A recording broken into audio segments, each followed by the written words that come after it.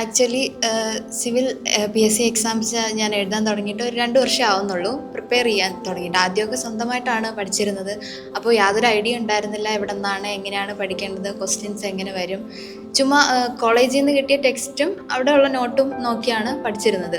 ഇതിന് ഇത്രയും ഡെപ്തായിട്ട് പഠിക്കണം, ക്വസ്റ്റ്യൻസൊക്കെ ഇത്രയും വെറൈറ്റി ആയിട്ടൊക്കെ വരുമെന്ന് ഇവിടെ നിന്നാണ് മനസ്സിലാക്കിയത്.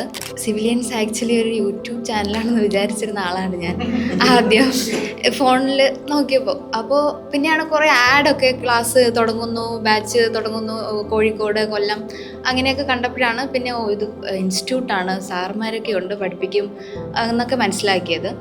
പിന്നെ ഇവിടെ എന്നും കോളേജൊക്കെ പോലെ എന്നും വന്ന് പഠിക്കണം അങ്ങനെ കരുതിയിരുന്നു. അപ്പോൾ ഈ ലാസ്റ്റ് ഒരു 66 വരുന്ന നമ്പറിൽ ഞാൻ ചാറ്റ് ചെയ്തപ്പോൾ, ആഡിലൊക്കെ എപ്പോഴും വരുന്ന ഒരു നമ്പറിൽ ചാറ്റ് ചെയ്തപ്പോൾ ഇതുപോലെ എന്നുള്ള ക്ലാസ്സേ ഉള്ളൂ, ഏത് ക്വാളിഫിക്കേഷൻ എന്താ ചോദിച്ചാൽ ഞാൻ IT ആയിരുന്നു.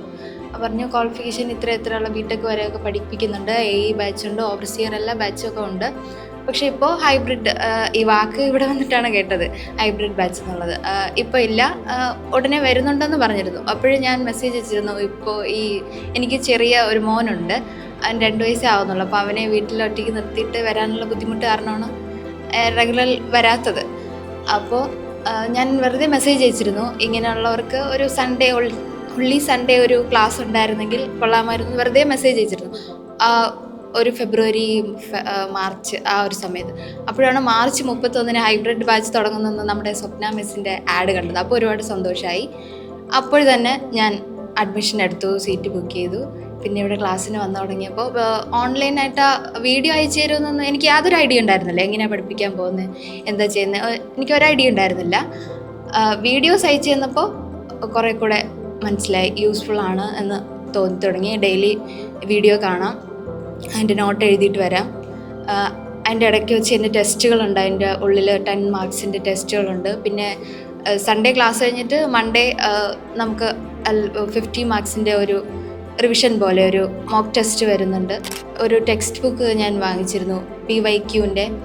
ആ ടെക്സ്റ്റ് ബുക്കൊക്കെ വളരെ യൂസ്ഫുള്ളാണ്. ഇഷ്ടംപോലെ ഒരു 1400+ ക്വസ്റ്റ്യൻസ് ഒക്കെ ഉണ്ട്, അതൊക്കെ യൂസ്ഫുള്ളാണ്. പിന്നെ നല്ല ഫ്രണ്ട്സിനെ കിട്ടി.